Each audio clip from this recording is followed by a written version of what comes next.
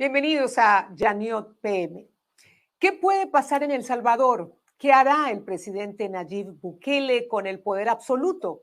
Estas son algunas de las preguntas que muchos se hacen tras el triunfo arrollador en las elecciones municipales y legislativas del partido Nuevas Ideas del presidente Bukele. A raíz de esta victoria, el gobierno tendrá la mayoría calificada en el Congreso. Esto le permitirá al presidente aprobar cualquier ley, nombrar jueces de la Corte Suprema, nombrar las cabezas de los órganos de Contraloría e impulsar incluso una reforma constitucional. Algunos analistas temen que el gobierno de Bukele consolide su autoritarismo, porque ahora podrá gobernar sin ninguna oposición. Para hablarnos de las implicaciones de este triunfo del partido de gobierno, nos acompaña desde San Salvador el diputado Raúl Beltrán Bonilla. Él es diputado por el Partido de Concertación Nacional. Bienvenido, diputado. Gracias por acompañarnos en Yaniot PM. Muchas gracias, Patricia, muy amable por la invitación. Es un gusto estar con ustedes, con todos los amigos que de costa a costa y en cualquier parte del mundo pues ven este programa muy prestigioso de su persona. Estamos listos para responder cualquier inquietud con muchísimo gusto. Gracias a usted de nuevo. ¿A qué le atribuye esta contundente victoria en las urnas del partido Nuevas Ideas del presidente Bukele? ¿Qué está haciendo bien Bukele? Bueno, con mucho gusto. Es como la música. Una canción que llega, que es de moda, se queda, que su ritmo es contagioso, pegajoso, que gusta a todos, y entonces viene el éxito. Digo, y perdonen la forma, o tal vez el ejemplo folclórico que pongo. La victoria de Nuevas Ideas del presidente Bukele data precisamente de su ascenso a la alcaldía de Nuevo Cuscatlán, luego a la alcaldía de San Salvador y su salto cualitativo a la presidencia de la República. En primer lugar, hay que verlo en el aspecto sociológico o económico, si se quiere, de cómo los partidos tradicionales o el bipartidismo, como él mismo lo llamó, para llegar a través del vehículo que se llama GANA, la Gran Alianza por la Unidad Nacional, que fue el partido que utilizó para inscribirse en las pasadas elecciones presidenciales, es de verlo primero viendo tres elementos. Primero, el desencanto de la población, el alto nivel de corrupción galopante y en segundo o en tercer lugar, digo, el tema de la violencia generada por las pandillas. Tres factores fundamentales que le permitieron al presidente Bukele y su equipo de trabajo elaborar una estructura propagandística asumida también al asistencialismo que ha sido generoso en los últimos meses, si se quiere, le dio la catapulta fundamental para hacerse del poder absoluto del órgano legislativo con 56 diputados, suficiente para, como usted lo decía muy bien en el inicio del programa, de hacer reformas a la Constitución, de nombrar magistrados de la Sala de la Constitucional, de nombrar al Contralor de la República, al fiscal, entre otros de los cargos de segunda elección que están en manos del órgano legislativo y hoy a través de las disposiciones que tome el señor presidente. Una figura fresca con algunos visos de autoritarismo, pero también con algunos visos de populismo, que ahora va a tener el poder absoluto. ¿Qué hará Bukele con el control del poder en todos los organismos del Estado? Bueno, en los avisos, por ejemplo, que ya se conocen en el tema de la Asamblea Legislativa, en primer lugar, ya no tendrá ningún veto. No creo que algún diputado de los que llegan de los 6 de la Gran Alianza, de los 56 que él tiene, que son 62 diputados en total, más que suficiente para tener el control de la Asamblea Legislativa. No habrá confrontación, es decir, las decisiones serán omnipotentes, omnipresentes. Es lógico pensarlo que quien tiene el poder lo tiene absolutamente y como tal así lo va a ejercer.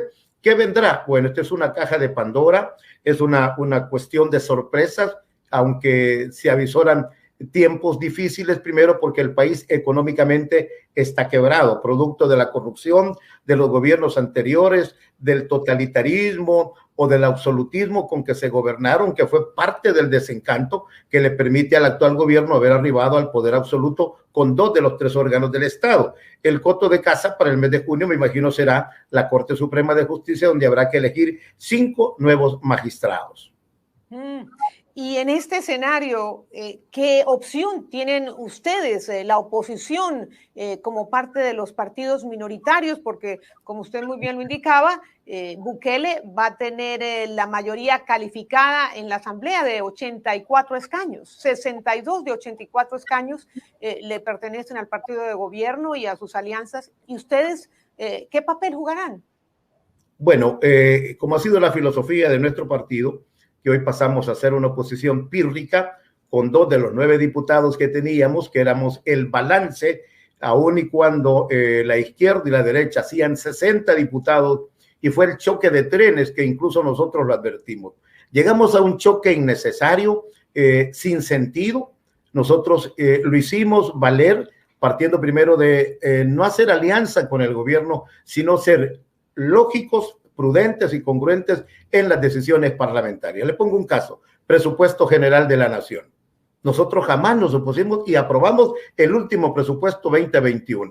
Los préstamos durante la pandemia, 3.600 millones de dólares, fueron aprobados, e incluso nuestra fracción de 9 diputados dieron los votos. Es decir, buscamos siempre la gobernabilidad con tolerancia, con aceptación, pero más que todo en concertación y con el diálogo con todas las fuerzas políticas. Dios quiera que eso, por el bien del país, se dé. Caso contrario, digo, nos esperan días difíciles. Días difíciles. Ahora que habla usted de diálogo y de concertación, me da pie para hacerle la siguiente pregunta. ¿Cree usted que el presidente buscará algún tipo de consensus, o con este poder arrollador que va a tener El Salvador podría perfilarse hacia una dictadura con ropaje de democracia, por así decirlo?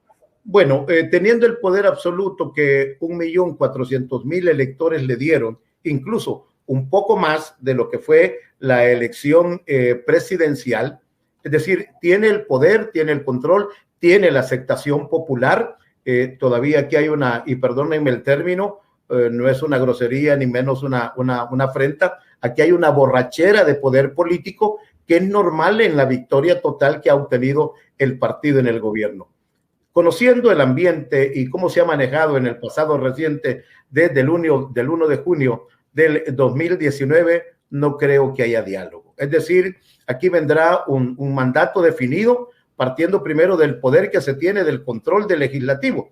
Pregunta: cuando se hacían la solicitud de préstamos o el presupuesto mismo, no hubo diálogo, hubo una confrontación, salvo las fuerzas mismas, los 2 partidos poderosos o grandes que controlaban el Congreso. Aprobamos juntos el presupuesto, pero después vino una división donde los partidos, tanto la izquierda como la derecha, se juntaron para tener una intromisión directa en la asignación de los fondos, lo que a nosotros nos llevó a separarnos, primero porque no necesitábamos un choque con el gobierno, partiendo primero de la concertación, de la credibilidad y del manejo público. Ahora, diputado, con este control y estas mayorías calificadas absolutas en la Asamblea, se habla de que Bukele puede impulsar, puede inclusive aprobar una reforma constitucional. Se habla de que quiere ampliar su mandato, se habla que incluso estaría pensando en buscar una reelección presidencial. ¿Esto le será posible? ¿Qué se anticipa? Bueno, la Constitución, Patricia, tiene fórmulas pétreas, gracias a Dios. Para un continuismo en el poder, tendría que participar en elecciones en el 2024. Esto funciona de la siguiente manera: terminamos nosotros el mandato el 30 de abril.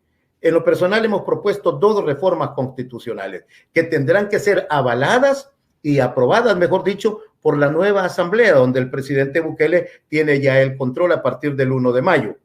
Si no hay propuestas en este momento para que la nueva Constitución o la nueva Asamblea apruebe 5 años más para el gobierno del presidente Bukele, eso es por el momento imposible. No hay salida jurídica.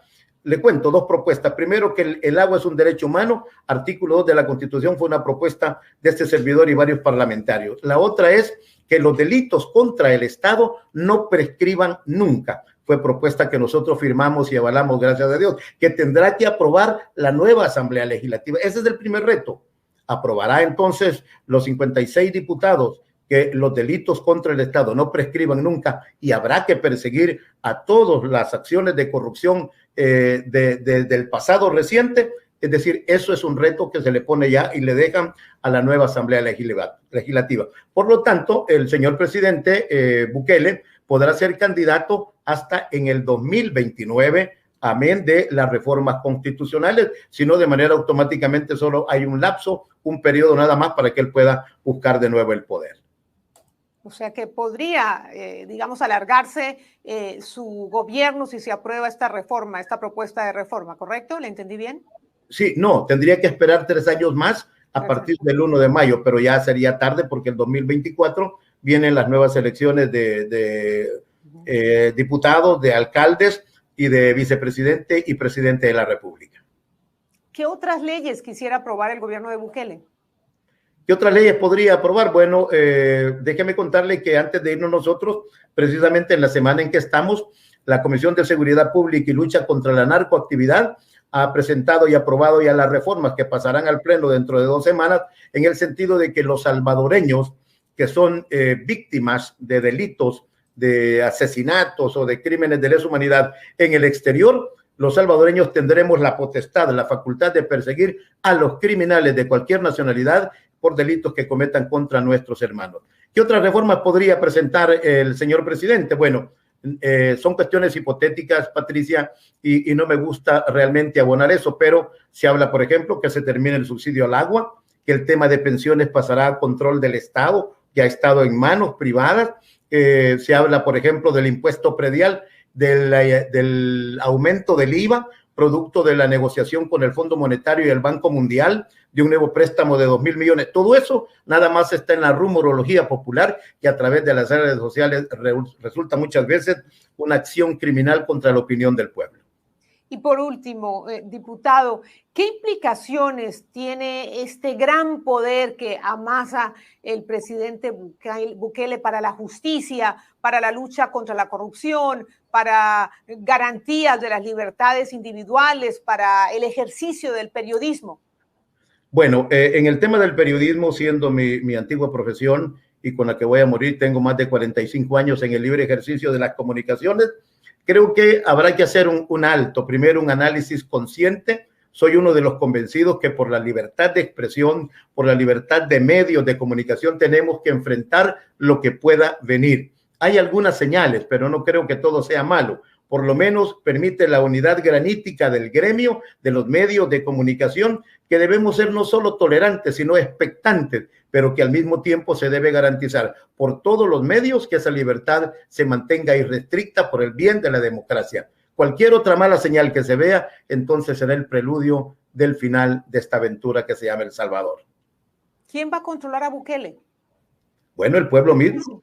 El pueblo le dio la victoria, el pueblo será el expectante y el responsable, por hoy, es el responsable directo de controlar, de ser el balance, de ser el supervisor de las medidas que haga el gobierno, o para bien o para bien. No hay otro camino si queremos salvar el país. Gracias por acompañarnos, diputado. Muy buenas noches. Buenas noches, Patricia. Gracias por la invitación y hasta la próxima. Hasta la próxima.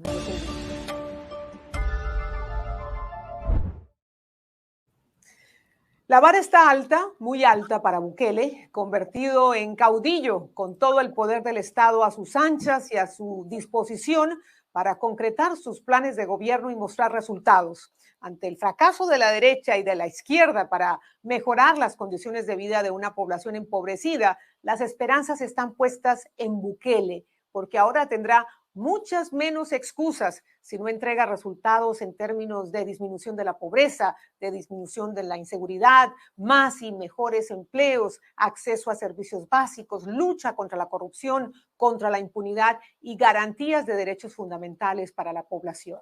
Habrá que ver qué hace Bukele con tanto poder, pero sobre todo habrá que ver si deja espacio para el contrapoder, para el contrapeso, ese espacio para la fiscalización, para las voces opositoras, para el ejercicio independiente del periodismo, para las organizaciones civiles vigilantes del gobierno, que son parte esencial de una democracia plena y de un Estado de Derecho. Ojalá que el presidente aproveche su gran capital político para manejar este enorme mandato que tiene con responsabilidad y madurez para traer progreso a El Salvador con garantías y con respeto a las reglas del juego democrático.